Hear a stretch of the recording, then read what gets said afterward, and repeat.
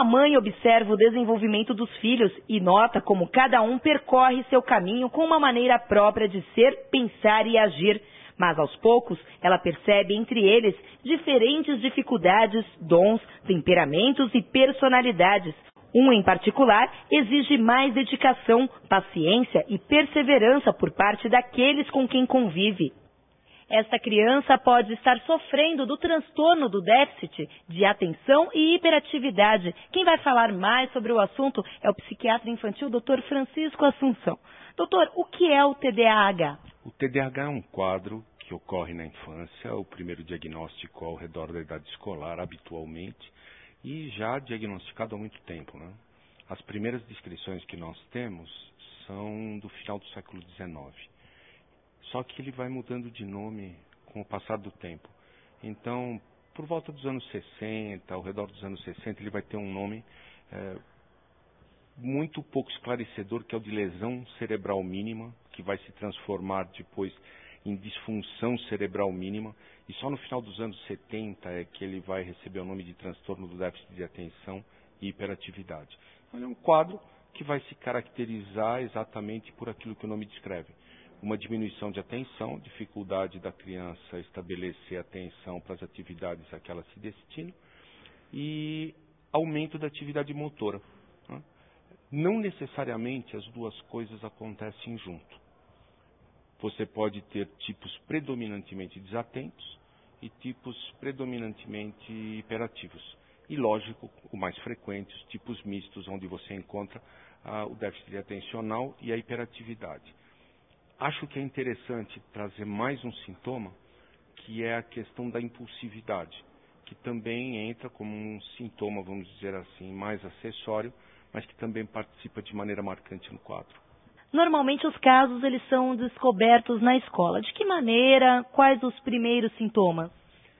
Veja, a escola é o primeiro ambiente organizado do qual a criança participa, porque é um ambiente que avalia de maneira pré-estabelecida tanto o desempenho como a conduta. Então, uma criança com esse quadro, com um déficit de atenção e hiperatividade, vai ser uma criança que vai ter dificuldade sob o ponto de vista atencional. Então, ela perde material, ela não anota as tarefas, ela não consegue fixar atenção naquela explicação do professor. E, paralelamente a isso, ela tem um aumento de atividade motora. Ela não fica sentada, ela não consegue se deter na mesma atividade, ela tem, por impulsividade, quebra de material, perde, e mais ainda, né, descuido com o próprio material mal cuidado, descuido na relação com os colegas e com os professores, reagindo de maneira impulsiva. Então, pode ser visto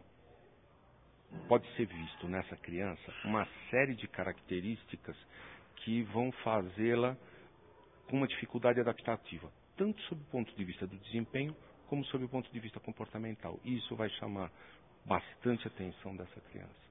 Hoje, até 5% das crianças em idade escolar no mundo inteiro lutam com problemas de falta de atenção, impulsividade e hiperatividade.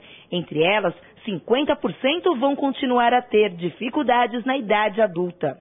Bom, o problema não atinge apenas crianças, também adolescentes e adultos. Ele pode ser desenvolvido com uma idade mais avançada ou ele desenvolve apenas na infância? O TDAH é um transtorno predominantemente da infância, né? Só que ele persiste na adolescência e na idade adulta. Em cerca de 50% dos casos ele persiste na idade da adolescência e na idade adulta. Entretanto, nós falamos que ele é mais diagnosticado também na idade escolar. Embora nós já possamos, vamos dizer assim, ver uma sintomatologia previamente a isso, essa agitação, essa inquietação, de uma maneira bastante dispar quando comparado com crianças normais, em crianças menores, ao redor de 5, 4, às vezes menos idade ainda. Então ele é um quadro que se inicia na infância e persiste, em 50% dos casos, na adolescência e na idade adulta. Como perceber o TDAH em um adulto, no ambiente de trabalho ou mesmo em casa? Sem dúvida, você vai ter indivíduos com dificuldade de permanência em tarefas, sejam tarefas profissionais, sejam tarefas sociais, familiares. Né? Você tem maiores índices de dificuldades familiares, de dificuldades conjugais, dificuldades de organização em trabalho, dificuldades em execução de tarefas, inclusive porque quando você tem um transtorno de déficit de atenção, você tem algumas alterações cognitivas que são marcantes. Você tem aquilo que nós chamamos de um déficit de função executiva, uma dificuldade desse indivíduo elaborar estratégias adequadas para a solução de determinados problemas.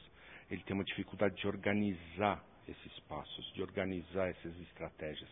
E essas estratégias vão sendo cada vez mais necessárias e cada vez mais complexas conforme você vai crescendo, porque as demandas sociais e as demandas profissionais vão fazendo com que você tenha maior necessidade disso. Então, é muito frequente você ter fracassos escolares, fracassos profissionais, fracassos conjugais e familiares. Como lidar com essas pessoas? E há uma diferença do tratamento com uma criança e com um adulto? Veja, você pode dividir o tratamento em dois aspectos. Uma parte do tratamento é medicamentoso. Esse tratamento vai ser invariável para a criança, para o adolescente, para o adulto.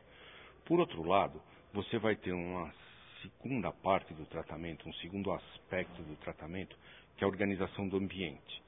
Essa organização do ambiente, na criança, é feita de maneira heterônoma. É a mãe, é a professora que organizam esse ambiente de formas a permitir um maior controle, uma maior possibilidade que a criança execute as tarefas, uma maior contenção de comportamento. No adulto isso não existe. Então esse adulto ele tem que ser ensinado a ele próprio organizar o seu ambiente. Seja ele o ambiente escolar, por exemplo, universidade, seja o ambiente de trabalho e principalmente o ambiente social. Agora, todo esse cuidado, vamos dizer assim, psicossocial de tratamento, ele por si só não basta. Ele vai depender dessa retaguarda medicamentosa que vai ser praticamente obrigatória. E esse transtorno tem cura? Veja, ela tem controle. Né? Cerca de 50% das crianças tratadas deixam de apresentar os sintomas de TDAH na adolescência. Mas, de maneira geral, é um quadro, como a maior parte dos quadros da infância, que vão ter que ser controlados no decorrer da vida, muito mais do que de você falar se tem cura ou não. Mas, independente disso, são quadros que, uma vez controlados, permitem uma vida normal, sem déficit, sem nenhum prejuízo para esse indivíduo. Por isso que quanto antes ser diagnosticado, melhor. Com certeza, porque quando você fala de crianças, você fala de um padrão de desenvolvimento. E quando você tem uma dificuldade nesse desenvolvimento, essa criança vai montar toda a rede de informações que vai a constituir enquanto um ser vivo de maneira deficitária também. Então, quanto antes você diagnostica, quanto antes você diminui esse gap, melhor ela se constitui e melhor ela estabelece o seu próprio desempenho e desenvolvimento. Para finalizar, doutor, como é que os pais devem observar as crianças e a partir de que idade já se pode perceber o transtorno?